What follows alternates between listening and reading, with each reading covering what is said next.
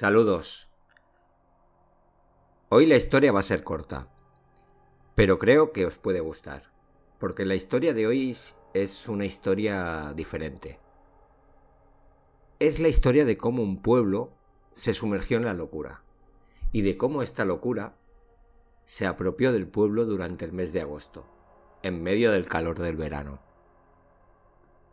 Preparaos que nos vamos a Francia, al sur del país, a un pequeño pueblo junto al río Ródano, durante la posguerra de la Segunda Guerra Mundial. Sed bienvenidos al Melk Express. Soy Tony de Melk y acompañadme en este viaje a Point Saint-Esprit. Y si os ofrecen pan, decid que no, que el cornezuelo lo carga el diablo. Historias de Melk, la historia a grosso modo. Año 1951. Pont Saint-Esprit, en la región de Occitania. Es un pueblo que está a unos 75 kilómetros de Nimes. Es famoso por su puente de piedra construido en el siglo XIII. La traducción del nombre del pueblo sería algo así como el Puente del Espíritu Santo. Y este puente está sobre el río Ródano, uno de los más importantes del sur de Francia. En el año 51 la población del pueblo son unos 4.500 habitantes. Es una zona vinícola y, como os he dicho antes, estamos en 1951, apenas 6 años después de la Segunda Guerra Mundial. Y como en toda Europa, la guerra hizo estragos entre la población civil y poco a poco se van recuperando. Pero vamos a viajar hasta el 16 de agosto. En el pueblo hay 3 consultas médicas, pues las 3 están a rebosar. Tienen las salas llenas y todo el mundo se aqueja de lo mismo. Dolores de barriga, vértigos, mareos, diarrea, vómitos. Es algo muy extraño. ¿Cómo es posible que tanta gente acuda al médico el mismo día aquejado de las mismas dolencias? Al día siguiente, el 17 de agosto, los 3 médicos se reúnen para poner en conjunto todos los síntomas y ver qué es lo que está ocurriendo y llegan a una conclusión. Esto se trata de una intoxicación alimentaria y da la casualidad que todos los afectados compraron el pan en la misma panadería. Porque la gente que compró el pan en otra no se vio afectada por esta intoxicación. Acuerdan con el alcalde que se tienen que cerrar las panaderías hasta ver qué es lo que ha ocurrido. Y se ponen en contacto con científicos de la Universidad de Montpellier. Pero los casos van empeorando a medida que van pasando los días. Ya no es solamente malestar estomacal, el tema de vómitos, etc. No, están empezando a tener alucinaciones. Los animales, los perros, los gatos, se comportan de una forma muy extraña. Los perros están todo el día ladrando.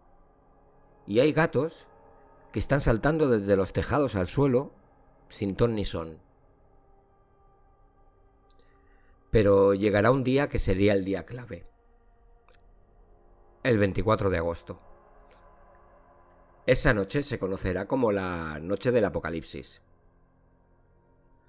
Ahora la gente, como os decía, ya no solamente tiene dolor estomacal, mareos o vértigos.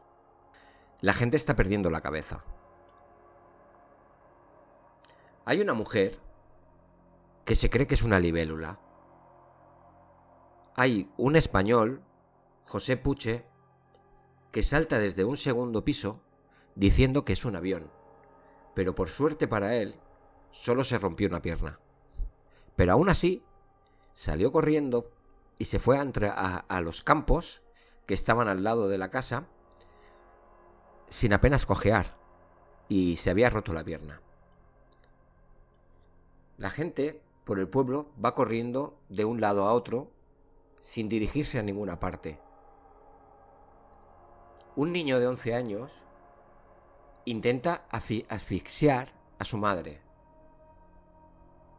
El cartero del pueblo cree que le están saliendo serpientes del estómago. Otro hombre salta al río Ródano porque dice que se está prendiendo fuego. Hay una niña que está aterrorizada porque piensa que la está siguiendo un tigre, que la quiere atacar. En total hay más de 300 afectados. Hay otro hombre que piensa que le salen flores del cuerpo. Bueno, es impresionante. Llegan las ambulancias, pero no hay suficientes para este desgobierno que está inundando el pueblo. La gente que no está afectada se empieza a organizar y comienzan a subir a los afectados a carros para poder llevarlos al hospital. Es un caos. Los enfermos son incontrolables porque están invadidos por el pánico. Y hay que subirlos en los carros a la fuerza y atarlos. Y mientras van llegando los enfermos al hospital, el hospital no da abasto. Es un hospital pequeño, donde apenas pasan cosas, y no están preparados para esta situación. A muchos los tienen que ir derivando a otros hospitales o consultas médicas, donde podían. En los hospitales tienen que atarlos a las camas o ponerles camisas de fuerza, porque es que se quieren hacer daño. Quieren saltar por las ventanas, se dan golpes contra las paredes. El pánico es tal que la gente cree que ha llegado el apocalipsis. Estamos en los años 50, en un pueblo rural, y no saben lo que está pasando en el resto de Francia. Son gente muy religiosa y creyente, y no entienden lo que está ocurriendo. Hubo un perro que se quedó delante de un árbol y se puso a ladrar sin parar, hasta que murió por el propio agotamiento. A medida que fueron pasando los días y las semanas, los casos fueron disminuyendo y la gravedad de ellos ya comenzaba a ser mucho menor. Y a principios de octubre podemos decir que se había acabado la crisis. Y ahora tocaba saber qué es lo que había ocurrido. La versión oficial fue que el pan de centeno que se había servido en la panadería estaba contaminado con el hongo del cornezuelo. El cornezuelo provoca una enfermedad que se llama ergotismo. Esta enfermedad provoca alucinaciones, incluso puede llegar a producir gangrena en las extremidades. Es una enfermedad que es muy peligrosa y puede llegar a producir la muerte. En el cornezuelo se encuentran una serie de alcaloides que son los que provocan estas alucinaciones. El científico suizo Albert Hofmann, el que fue el descubridor del ácido lisérgico, el LSD, él utilizó el cornezuelo o sus principios activos para crear esta droga sintética. El ergotismo se conoce desde la antigüedad, aunque su época de máximo esplendor fue durante la Edad Media. En esta época, al ergotismo lo llamaban el fuego de San Antonio, porque muchos de los enfermos se quejaban de que les ardía el estómago. Si buscáis representaciones hay numerosos cuadros sobre la enfermedad en obras de ese tiempo. O, por ejemplo, ¿conocéis la expresión del baile de San Vito? Pues era gente que se ponía a bailar sin parar hasta que caían agotados o morían por el cansancio o a un paro cardíaco. Hay especialistas que el baile de San Vito se lo atribuyen también al cornezuelo, pero en este caso no es una opinión consensuada, ya que otros opinan que son momentos de locura colectiva. que alguien entra en esta especie de trance y se contagian. Pero lo de llamarlo baile de San Vito es un decir, porque más que bailar eran espasmos incontrolables. En 1518, en la ciudad de Estrasburgo, en Francia, hubo una epidemia de baile de San Vito en las que unas 400 personas bailaban como locas. Estas epidemias de ergotismo, las del baile de San Vito, normalmente pasaban en el norte de Europa, centro de Europa, norte de Europa. Es donde hay más documentadas. Pero a partir del siglo XVIII ya empezaron a ocurrir con mucha menos frecuencia. Como curiosidad, el cuento medieval del flautista de Hamelín está basado en este tipo de casos. Los cuentos eran una manera de avisar y prevenir, aparte para mantener la memoria colectiva. En la Edad Media la gente llana no sabía ni leer ni escribir, y esta era una buena forma para no olvidar y mantener, las tradiciones, las historias que habían pasado, el meter miedo en según qué situaciones. Pero volvamos al cornezuelo. El cornezuelo es un hongo que crece en diversos cereales, pero sobre todo en el centeno. Y como os he dicho antes, estamos en medio de la posguerra, y ahora son tiempos de carestía. El trigo es muy caro, y el cornezuelo es mucho más barato de producir. Además que como esto es una zona vinícola, aquí apenas hay campos de cereales. Por lo tanto, tienen que importarlo. Y si en el mercado hay centeno, pues toca centeno. Las autoridades creyeron que la harina que vendió el molinero Maurice Maillet estaba adulterada. Ocurría a veces que aunque la harina fuera de mala calidad, la vendían igual, para intentar sacar el máximo beneficio posible, porque si no todo era a pérdidas. Y según declaraciones del propio Maurice, él sabía que la harina no era buena y prefirió vendérsela al panadero de Pont-Saint-Esprit antes que al panadero de su propio pueblo.